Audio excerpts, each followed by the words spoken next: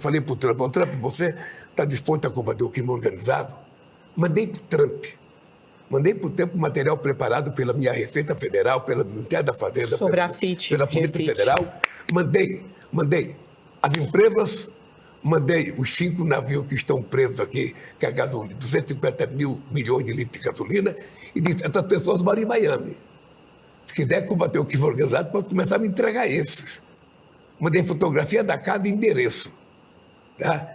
E agora, quando eu for aos Estados Unidos, eu quero levar o ministro da Justiça, quero levar o meu diretor-geral da Polícia Federal, quero levar o meu secretário-geral da Receita Federal e quero levar o procurador-geral da República para dizer, Trump, se quiser combater o crime organizado e o narcotráfico, o Brasil está aqui, sabe, na linha de frente. Agora, o que é estranho é que os meus amigos pessimistas, que começaram o ano passado dizendo que a economia estava quebrada, que ia dar tudo errado, que não ia crescer, falaram isso em 2023, falaram em 2024, falaram em 2025. E o que aconteceu, na verdade? Esse país só voltou a crescer acima de 3% ao ano quando eu voltei para a presidência da República. Então, se você pegar os números hoje, é extraordinário.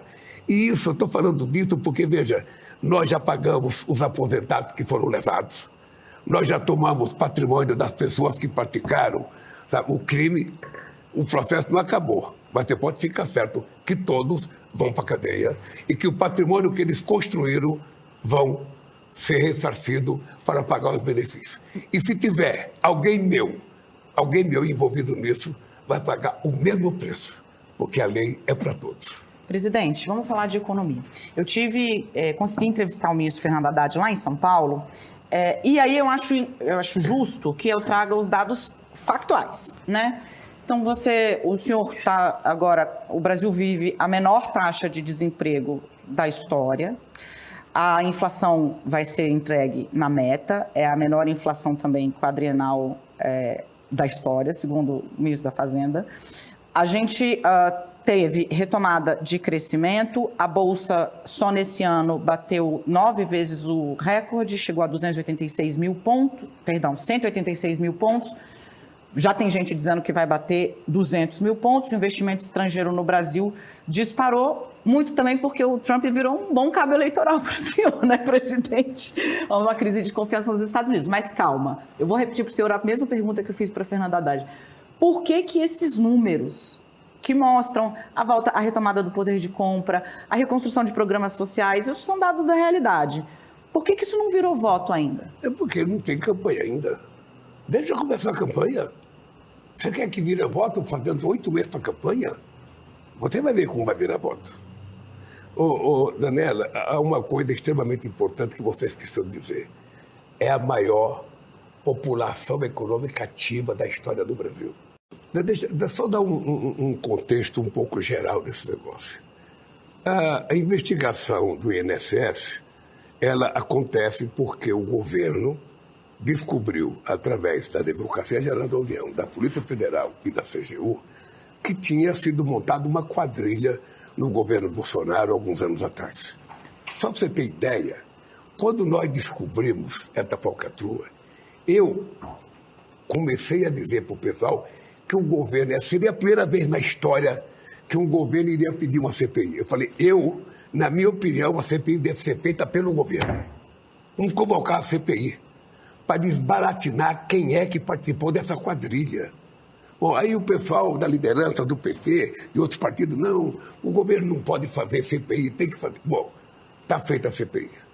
E qual é a orientação do governo? Investigue o que tiver que investigar. Quando saiu o nome do meu filho, eu chamei meu filho aqui.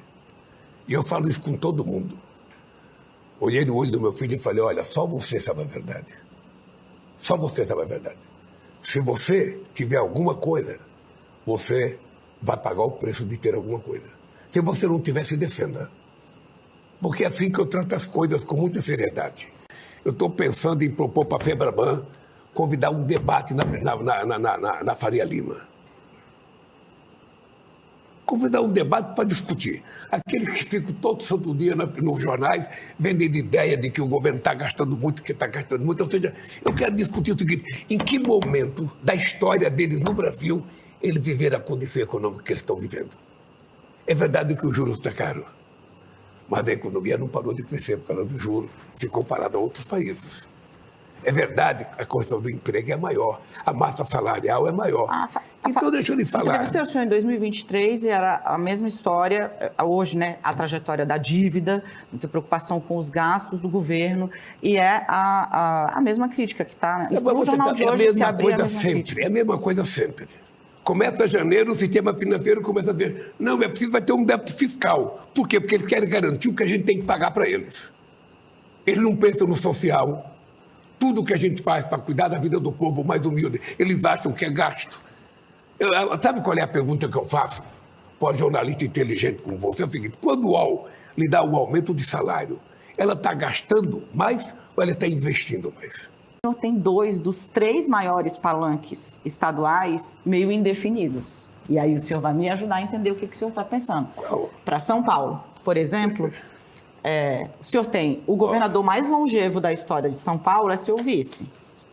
Ele continua como vice? Ou ele...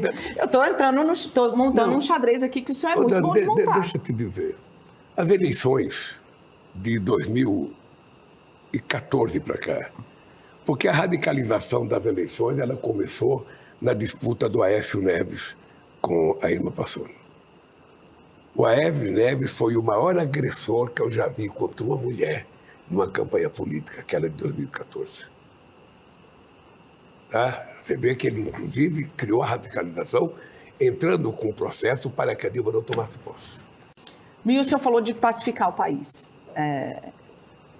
Não conseguiu, né, presidente? Ele está pacificado. O senhor acha? Ele está pacificado com essa situação que você começou dizendo aqui na entrevista, um país que tem o maior aumento do salário mínimo, um país que tem o maior aumento da massa salarial, um país que tem a menor inflação da história do Brasil, a inflação contínua em 4 anos, um país que tem a bolsa crescendo continuamente, um país que recebeu só em mês de janeiro 26 bilhões de investimento externo na bolsa brasileira, um país que tem a maior concentração de população economicamente ativa.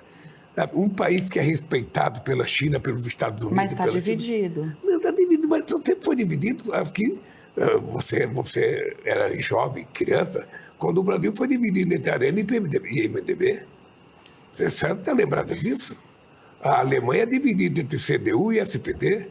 A Espanha é dividida entre 2 partidos. Os Estados Unidos é dividido entre republicano e democrático. A França é dividida entre... Sabe?